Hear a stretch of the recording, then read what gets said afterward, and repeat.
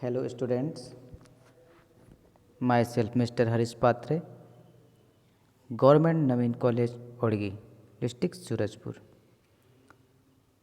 आज हम BSc second year की क्लास में मेंस्ट्रुएशन का अध्ययन करेंगे।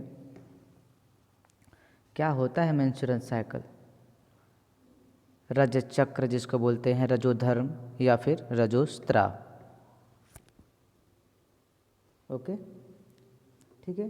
तो मोस्टली आपको जानकारी होनी चाहिए कि ये जो मेंस्ट्रुएशन की जो प्रोसेस होती है वह मादाओं के प्रजनन काल या रिप्रोडक्टिव लाइफ के 28 दिनों के अंतराल पर यूटेरस में एक साइक्लिक प्रोसेस होती है, ठीक है, जिसमें म्यूकस या एपिथेलियल सेल्स या टिश्यू फ्लूइड या बहुत सारे मटेरियल्स जो क्या हो जाते हैं, शरीर से विसर्जित हो जाते हैं, जिसको हम क्या बोल सकते हैं, मेंस्ट्रुएशन, ठीक है। या शॉर्ट फॉर्म में हम बोल सकते हैं कि मादाओं में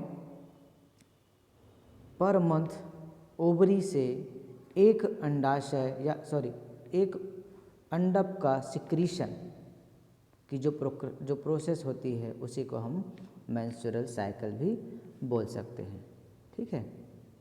समझ में आई बात? ठीक है। इसके अलावा ये जो प्रोसेस होती है, ड्यूरेशन अगर देखते हैं तो फीमेल में 4 से 6 दिन तक बिना किसी दर्द के यह प्रारंभ रहती है, ठीक है। ओके, तो इस मेंस्ट्रुएशन या मेंस्ट्रुअल साइकिल में मोस्टली ये मेंस्ट्रुअल साइकिल कब होते हैं? जब एस्ट्रोजन हार्मोन्स एवं जो प्रोजेस्टेरॉन हार्मोन्स होते हैं ये जो ब्रेक डाउन हो जाते हैं, ठीक है। ओके, कैसे होते हैं? ये एस्ट्रोजन और प्रोजेस्टेरॉन हार्मोन्स जहाँ पर ब्रेक होते हैं उसके पश्चात ही यह मेंस्ट्रुअल साइकिल स्टार्ट होते हैं, ठीक है। जिसमें यह जो FSH और LH जो होते हैं यह मेंस्ट्रुएशन के लिए भी बहुत इंपॉर्टेंट होते हैं, जैसे कि FSH जो होते हैं या फॉलिकल स्टिमुलेटिंग हार्मोन्स जो होते हैं वह oogenesis के लिए, और LH जो होता है वो ओव्यूलेशन के लिए इम्पॉर्टेंट होता है। समझ में आई बात? ठीक है, ओके। तो हम इसके कुछ इवेंट्स के बारे में देखते हैं कि कैसे होते हैं, कितने फेजेस में ये मेंस्ट्रुअल साइकिल जो होते हैं वह कंप्लीट होते हैं, ठीक है।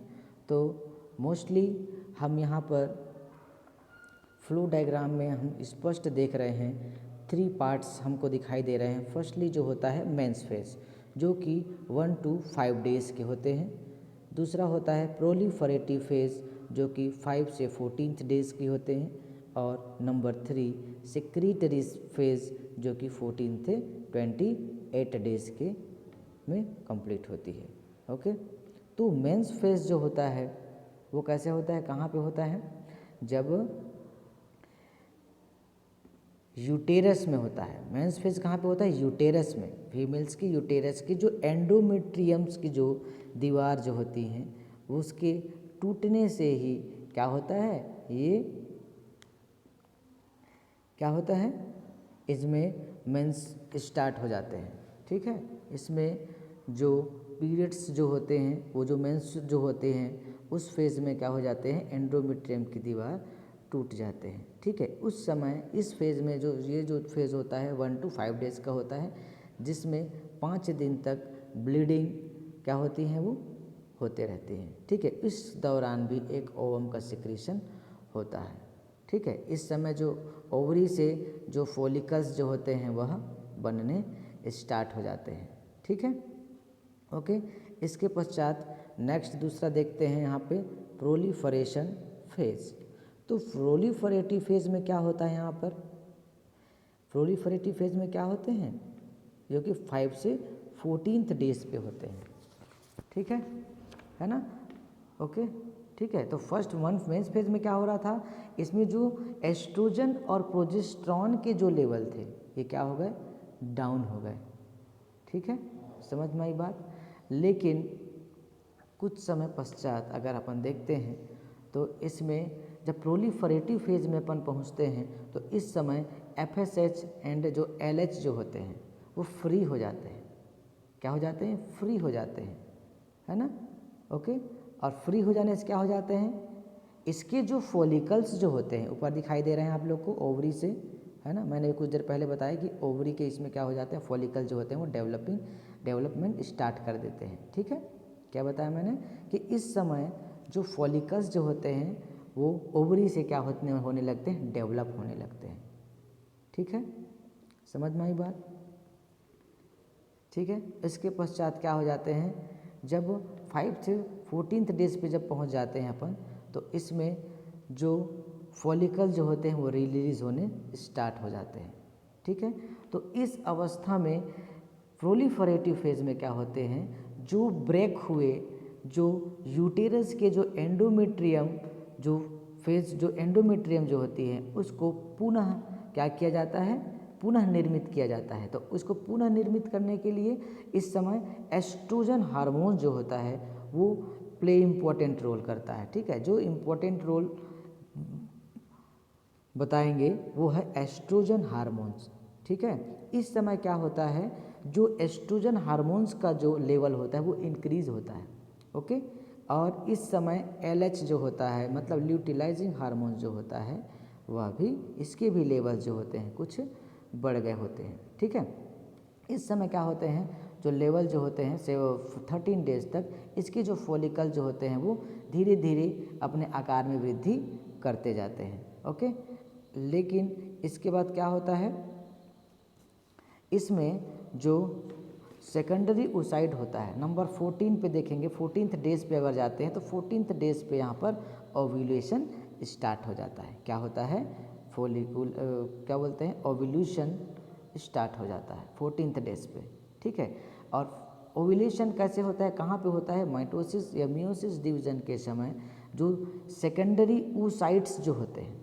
ठीक है, इस फेज़ में 13th डेज के आसपास ये जो फॉलिकल्स जो होते हैं उसमें जो बने हुए जो सेकेंडरी oocytes होते हैं, अगर वहाँ पर अगर फर्टिलाइजेशन की प्रोसेस अगर होती है तो उस समय वो प्रेगनेंसी को कॉज कर मतलब प्रेगनेंसी हो पाएगी। ठीक है, अगर 13 डेज के आसपास सेकेंडरी oocytes बनने के पश्चात अगर फॉलिकल से एक ओवम जो होता है 14th डेज पर क्या होते हैं, वह ओवरी से 14th डेज पर एक ओवम का सिक्रीशन होता है। कहाँ पे, सेकेंडरी oocyte के समय। सेकेंडरी oocytes जब जहाँ पे बनते हैं मतलब पूर्ण मैच्योर फॉलिकल जिसको अपन बोल सकते हैं। ठीक है, उस समय अगर फर्टिलाइजेशन की जब प्रोसेस होती है तो उस समय जो फीमेल्स जो होती हैं वह क्या हो जाएंगी, प्रेग्नेंट होने के फुल चांस रहेंगे। ठीक है, उसके पहले अगर हम देखें तो इस समय जब फॉलिकल्स ही नहीं बने हैं, है ना, 5 से 13 डेज के भीतर अगर फॉलिकल्स ही नहीं बने पाए हैं तो हम ये नहीं कह सकते कि उस बीच में प्रेगनेंसी हो सकती है। ठीक है, इतनी बातें समझ में आ गई।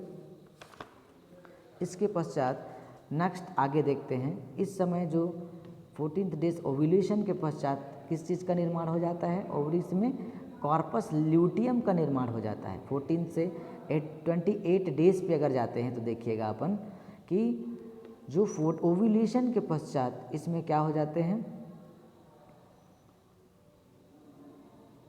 14 डेज के पश्चात ओव्यूलेशन के पश्चात इसमें कार्पस ल्यूटियम बनने लगते हैं। ठीक है, तो कॉर्पस ल्यूटियम बनने के पश्चात इसके जो फॉलिकल्स जो होते हैं इसमें कुछ थीका इंटरना जो होते हैं और भी कुछ सेल्स जो होते हैं। ठीक है, यह भी उसके साथ साथ कार्पस ल्यूटियम के साथ आगे चले जाते हैं। इस समय क्या होता है, कार्पस ल्यूटियम के पश्चात क्या हो जाता है, इसमें प्रोजेस्टेरॉन, इसके पश्चात प्रोजेस्टेरॉन हार्मोन्स का बहुत ज़्यादा फॉर्मेशन होगा। ठीक है, सिक्रीशन होगा। ठीक है, तो 15 से 25 डेज पे हमने क्या बताया कि इसमें फॉर्मेशन हो जाता है किसका, ओव्यूलेशन के पश्चात कार्पस ल्यूटियम का। ठीक है, और इस समय इफेक्ट कौन करता है, LH। ठीक है, इसी समय क्या होता है कि प्रोजेस्टेरॉन हार्मोन्स का सिक्रीशन यहाँ पर हो जाता है। तो यहाँ पर क्या होता है, जैसे ओव्यूलेशन हुआ पुनः एंडोमेट्रियम क्या होने लगता है, इसमें डेवलपमेंट स्टार्ट कर दिया होता है। ठीक है, इस समय क्या होते हैं, क्या बताया हमने कि जैसे ओव्यूलेशन होता है उसके पश्चात कार्पस ल्यूटियम क्या हो जाता है, उसका फॉर्मेशन होता है। फॉर्मेशन होने से इस पे जो LH जो होता है ल्यूटिनाइजिंग हार्मोन्स होता है इस पर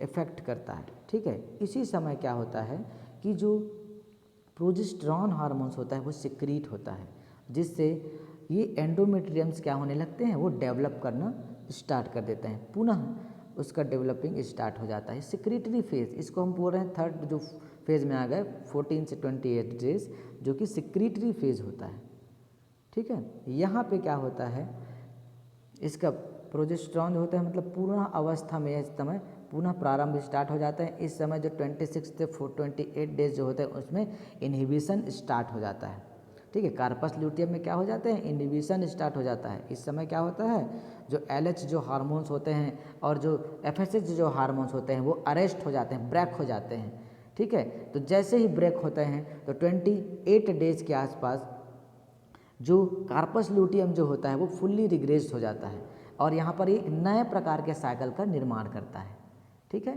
तो 28 डेज के आसपास पुनः क्या हो जाता है, रज चक्र की जो प्रक्रिया जो होती है वह पूर्ण रूप से स्टार्ट हो जाती है। तो कहने का तात्पर्य यह है कि जो मेंस्ट्रुअल साइकिल जो होती हैं उसमें जो मेंस जो साइकिल जो होती हैं वो 1 से 28 डेज का होता है। तो इस केस में अगर हम स्पष्ट देखें तो इसमें जो ड्यूरिंग प्रेगनेंसी को अगर हम देखते हैं तो अगर किसी महिलाओं में या किसी फीमेल्स में अगर जो मेंस्ट्रुअल साइकिल जो होती है 1 से 28 दिन के होंगे तो उस समय जो प्रेगनेंसी का जो डेज होगा वह 14 डेज पे होगा, क्योंकि आपको पता होना चाहिए कि 1 to 5 डेज जो होता है वो उस फर्टिलाइजेशन के लिए अवेलेबल नहीं होता है। इसलिए नहीं हो पाता है क्योंकि वो इस प्रकार से वो इतनी ज़्यादा सही नहीं रहता है वो समय, क्योंकि वो ब्लीडिंग फेज होता है, ठीक है, 1 to 5 डे, क्योंकि उस समय क्या रहता है एंडोमेट्रियम्स की जो दीवारें जो होती है वह कुछ टूटी हुई अवस्था में रहती है। उस समय के पश्चात ही जो फॉलिकल्स जो होते हैं वह बनना स्टार्ट होता है। कैसे बनना स्टार्ट होता है, एस्ट्रोजन हार्मोन्स का सिक्रीशन जब होता है तो ओवरी से क्या होता है, डेवलपिंग जो फॉलिकल जो होते हैं एक के बाद एक डेवलप करता हुआ वह आगे की ओर बढ़ता चला जाता है। और जो एस्ट्रोजन हार्मोन्स के समय ही इनमें क्या होता है 14th डेज पे ही क्या होता है पूर्ण विकसित या सेकेंडरी डेवलपमेंट का या सेकेंडरी oocytes का निर्माण होता है, जहाँ पर फर्टिलाइजेशन अगर होता है तो 14th डेज पर ही जो फीमेल जो होती हैं वह प्रेग्नेंट हो जाती हैं। अब प्रेगनेंसी जैसे होता है उसके पश्चात कार्पस ल्यूटियम का निर्माण होगा। कार्पस ल्यूटियम का निर्माण होने से क्या होगा, फिर से इंक्रीज लेवल प्रोजेस्टेरॉन का इंक्रीज लेवल बढ़ जाएगा, ठीक है। और वहाँ पर उसके पश्चात क्या होगा, जितनी भी प्रोसेस जो शुरुआत में हुई थी वो सारी प्रक्रियाएं पुनः स्टार्ट होने लगेंगी, पुनः रिसाइकलिंग स्टेज में चले जाएंगी। यहाँ पर 26 से 28 में क्या होगा, एक इनहिबिशन होगा, इनहिबिट स्टार्ट हो जाएगा, ठीक है, जिसमें क्या होगा जो LH एंड FSH जो हार्मोन्स जो होते हैं ये क्या हो जाते हैं, ब्रेक हो जाते हैं। और ब्रेक होने के पश्चात क्या होता है, FSH और LH में पुनः निर्माण हो जाएगा, ठीक है। उसके बाद मेंस्ट्रुअल साइकिल पुनः स्टार्ट हो जाएगा। समझ में आई बात, ठीक है। तो ये आज अपन देख लिए मेंस्ट्रुअल साइकिल। नेक्स्ट की क्लास में कोई और नए टॉपिक्स का अपन लोग अध्ययन करेंगे, ठीक है। Okay, all the best.